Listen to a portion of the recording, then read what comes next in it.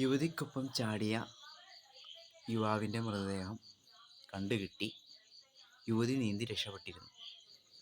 മണ്ണെ നമ്പിനാലും പെണ്ണെ നമ്പക്കൂടാതെ എന്നൊരു ചൊല്ലുണ്ട്. അത് ഇപ്പോൾ ഏകദേശം കറക്റ്റായി. അത് കറക്റ്റായി. ഇവരോടൊപ്പം ചാവാനിരുന്ന ഇവൻ ചത്തോട്ടെ, കേസും ഉണ്ടാവില്ല, ഒരു കുഴപ്പവും ഉണ്ടാവില്ല. ഒരുമിച്ച് ചാവാൻ ചാടിയതാണ്.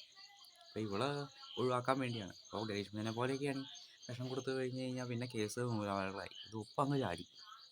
ആ ചാടി കഴിഞ്ഞപ്പോൾ ഇവനങ്ങ് നൈസായിട്ട് നീന്തൽ അറിയില്ല എന്ന് മനസ്സിലായിക്കാണ്. അത് കാരണം ആ പെണ്ണ് നീന്തി രക്ഷപ്പെട്ടു. ഇപ്പം ഇവളുടെ പേരിൽ, ഈ പെൺകുട്ടിയുടെ പേരിൽ കേസ് വരില്ലല്ലോ. ചിന്തിച്ചു, ഈ കേസ് വരില്ല, അവള് രക്ഷപ്പെട്ടു. പോയത് അവൻ്റെ കുടുംബത്തിന്.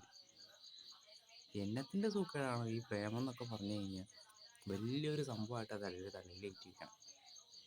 ശരിക്കും പറഞ്ഞാൽ അതൊരു ലഹരിയാണ്. ഞാൻ മുമ്പും വീഡിയോയിലൊക്കെ പറഞ്ഞിട്ടുണ്ട്.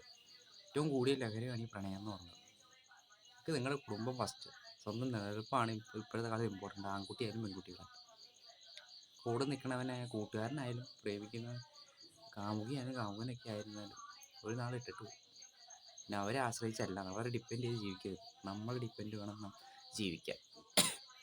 അല്ലെങ്കിൽ ഇതുപോലുള്ള ചതികളൊക്കെ ഇനിയും പറ്റിക്കൊണ്ടിരിക്കും. നമ്മുടെ കുടുംബത്തിന് പോകും.